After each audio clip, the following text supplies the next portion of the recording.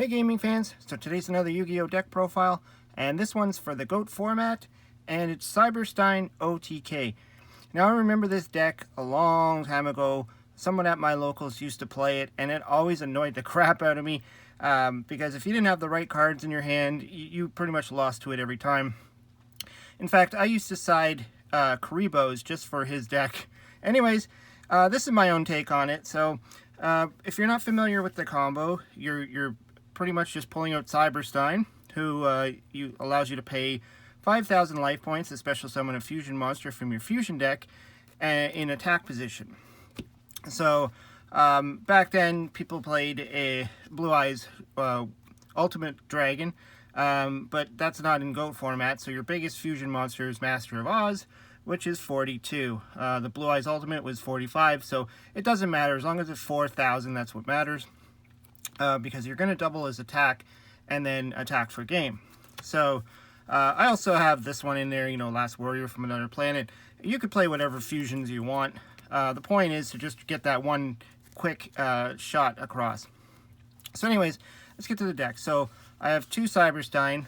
I only own two, so I can only have two in my deck. But if you have three, throw them in there. Just gives you the ability to grab them fast as possible.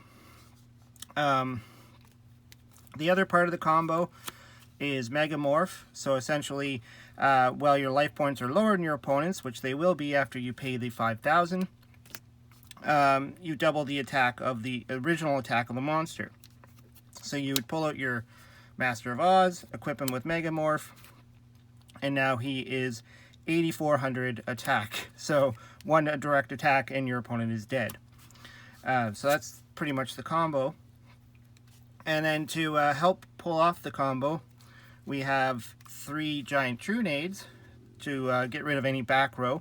So if your opponent has Mirror Force or whatever, Sakuratsu, that would ruin your day. So you need to get rid of any back row. Now to help get the Cyber-Steins out, I put in 3 Last Wills. So this is basically when a monster is destroyed on your side of the field or sent to the graveyard from your side of the field, you could special summon a monster with an attack of 1,500 points or less from your deck. So obviously that's going to be your Cyber-Stein because he's only 700 attack. So you just have to destroy a monster. So the obvious monster of choice is 3 Cannon Soldiers. You can use Toon Cannon Soldier if you want. I put in the regular Cannon Soldier because this guy can also attack the turn you play him, just in case you need to. Just to have a backup plan, I threw in some extra monsters in here to, you know, if all goes, you know, doesn't go to plan, you could still sort of attack and do something. So that's to help you get out Cyber-Stein. And there's some more cards like Sangan, obvious choice right there. You know, you just summon them, set them, whatever. Your opponent, even just destroy them yourself, get your Cyber-Stein in your hand. Then we got some draw power, because this is a combo deck, so you want to get your combo pieces as fast as possible. So I put 3 Dekochis in here for draw power. You know, he just flips and then you draw a card. And again, combo deck, so Cyber Jar. When this guy flips over, he destroys all monsters on the field, and then each player takes top 5 cards off their deck and then summons any level 4 or less monsters that can be summoned to the field, and then adds the rest of their hand. So that's going to give you some good cards as well. And then I threw in the Gravekeeper's engine, just so you would have something else to do. You know, you need to be able to block. If you don't have your combo ready, you didn't draw the, you know, a good hand, you could at least sort of defend yourself with the Gravekeeper Spy and guards. And the good thing about the guard is if your opponent only has the 1 monster on the field, you're going to flip this guy up and then bounce him back to your opponent's hand, so you have a clear field for your direct attack when you get your Cyber-Stein. So that's the Gravekeeper's engine. Then of course, you know, your standards for GOAT format. You got your Pot of Greed and Graceful Charity. Again, you're going to dig into your deck. Card Destruction, for the similar reason, if you draw a really bad hand, just get rid of it and get yourself a new hand. So if your opponent has monsters on the field, you want to get rid of them.